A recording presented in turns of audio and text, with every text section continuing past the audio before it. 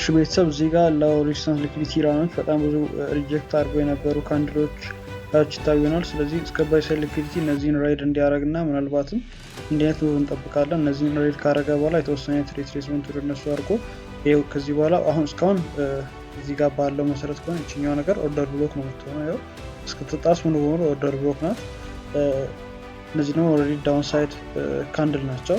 እዚህ ጋር ሎው ሬዚስታንስ ሊኩዊዲቲ ራን ከወጣ በኋላ ምናልባት እንዴት ሪትሬስመንት ፈጥሮ በፎርዋርድ አካባቢ ማለት ነው ወደዚህ ወደ ዊክሊ ታርጌት ሊሄድ ይችላል ማለት ነው።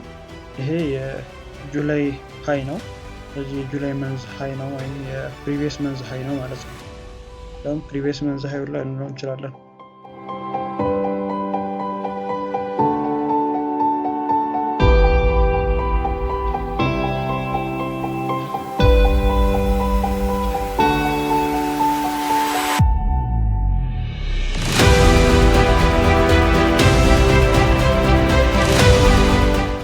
ከዶላር ኢንዴክስ እዚህ ጋር የሚለያየው መንዳይ አገስት 25 ላይ ማለት ነው ስዊንግ ላው የሆነ ዊክሊ ካንድል አለ መንዳይ 25 በሚጀምረው ሳምንት ማለት ነው። እዚህኛው ላይ እሱ ስዊንግ ሃይ አልነበረም እንደምታዩት ከዚህኛው ወደ ታች ነበር። የዚህኛው ሲኤምቲ ነገር ማየት እንችላለን ማለት ነው። እዚህ ጋር 18 የሚጀምረው ሳምንት ሃይን ይሄኛው 25ቱ ሃይ አላወጣውም።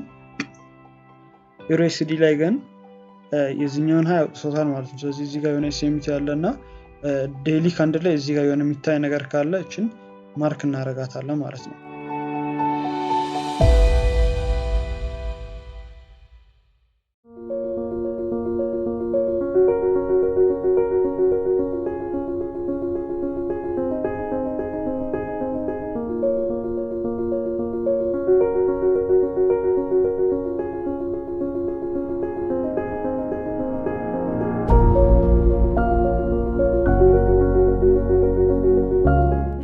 እና እዚህ ጋር ደግሞ እንደምታዩት ዴይሊ ፊቪዎች አሉ። ሁለት ዴይሊ ፊቪዎች አሉ።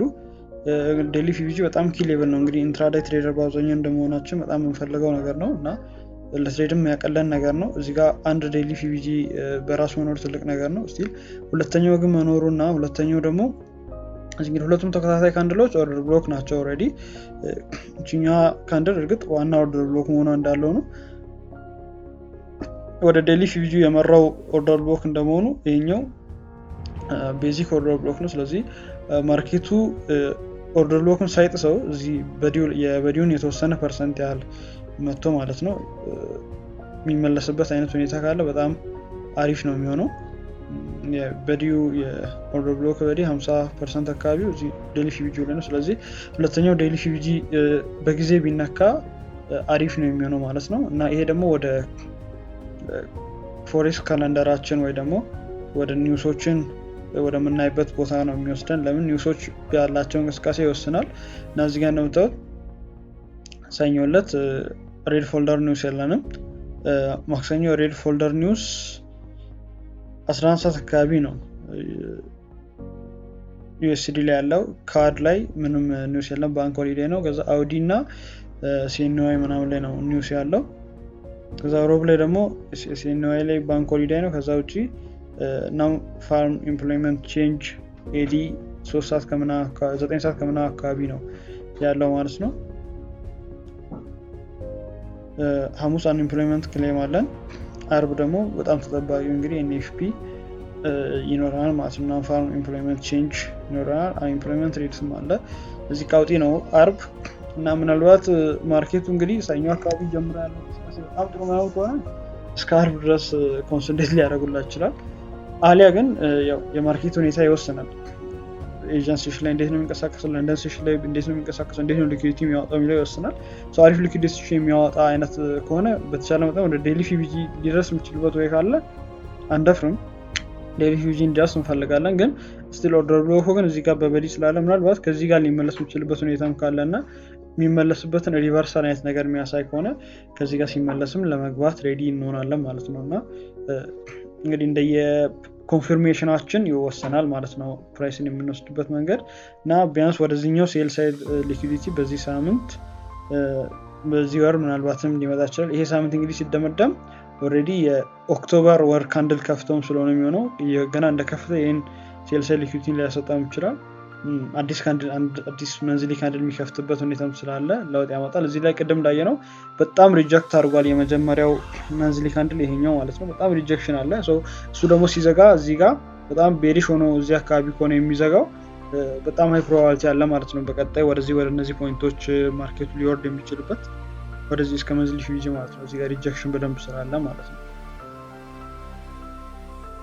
ስለዚህ እነዚህን ነገሮች እንጠብቃለን እና በትንሹ ወደ ሴል ሳይድ ሊኩዊዲቲ ወደዚህ አካባቢ ሆነ ወደ ሴል ሳይድ ሊኩዊዲቲ ወይ ደግሞ በጣም ከጎበዙ ደግሞ ወደ ፕሪቪየስ መንዝላው አካባቢ ማርኬት ይወርዳል ብለን እንጠብቃለን። እዚህ ጋር ግን ቅድም ያልኳቸው ሎው ሬዚስታንስ ሊኩዊዲቲ ራውንዶች ወይ ደግሞ በጣም ብዙ ሪጀክት የተደረገባቸው ብዙ የተከማቸው ሊኩዊዲቲዎች ስላሉ ማርኬቱ እነዛን ሊጠቀም የሚችልበት ሁኔታ አለ። እዚህ ዴሊው ደግሞ ገብተን ደግሞ የዲኤክስዋይን ቼክ ማድረግ ነው ደግሞ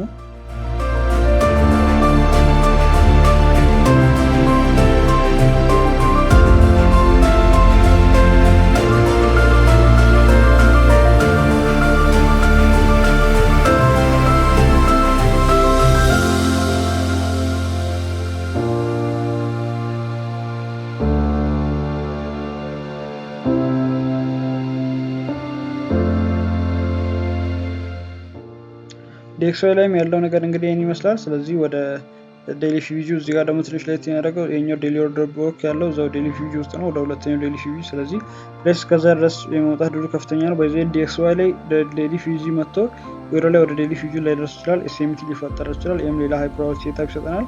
በሴል ሊኩዊዲቲው እንግዲህ በጣም ቅርብ ላይ ነው ያለው ዲኤክስዋይ ላይ። ዩሮ ላይ ደግሞ ትንሽ ራቅ ብሎ ነው ያለው። ስለዚህ እሱ ኤስኤምቲን በኤስኤምቲ ሊሸፍን ይችላል። ስለዚህ ከኒውስ አንጻር ከኒውስ አቅጣጫ የሚሆኑትን ነገሮች በብልሃት ማየት ነው ማለት ነው።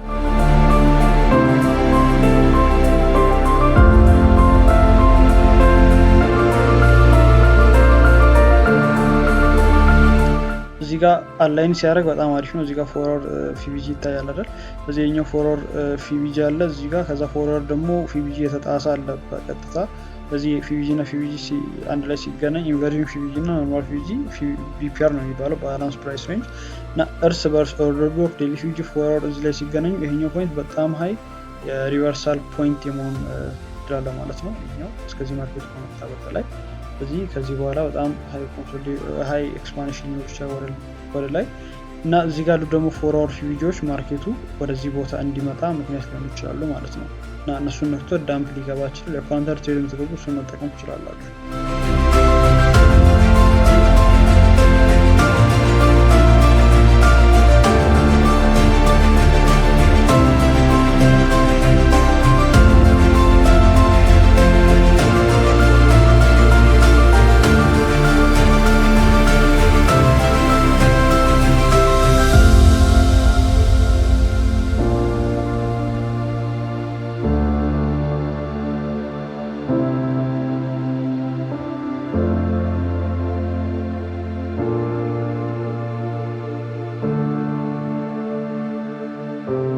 ስለዚህ ስናጠቃልል እንዲህ አይነት ሙቭ ነው እንጠብቀው። እዚህ ጋር ፎርወርድ ፊቢጂዎች ደጋፊዎች ስላሉ ፕራይስ ሜይ ቢ እነሱ ጋር መጥቶ ከዛ ወደዚህ ዴሊ ፊቢጂ ወይ ደግሞ ወደዚህ ዴሊ ፊቢጂ ከመጣ በኋላም ወደዚህ ፎርወርድ መጥቶ ራሱ ወደ ኋላ ሊመለስም ይችላል። በአጭሩ ከዴሊ ወደ ፎርወርድ መጥቶ ፎርወርድ ሪጀክት ካደረገው እንግዲህ ወይም ፎርወርድ ፊቢጂ ጋር ሪጀክሽን ካየን ወደ ቀጣዩ ዴሊ ፊቢጂ አካባቢ ነው ማለት ነው። እዚህ ጋር ያለችው ፎርወርድ ፌር ቫልዩ ጋር ትልቅ ተጽዕኖ ልትጫወት ትችላለች። ዴሊ ፊቢጂ ውስጥ አካባቢ ስላለች እሷን ትንሽ ታች አድርጎ ነካ አድርጓት በትልቁ ሊወርድ ይችላል፣ ሳይደርሰውም ሊወርድ ይችላል።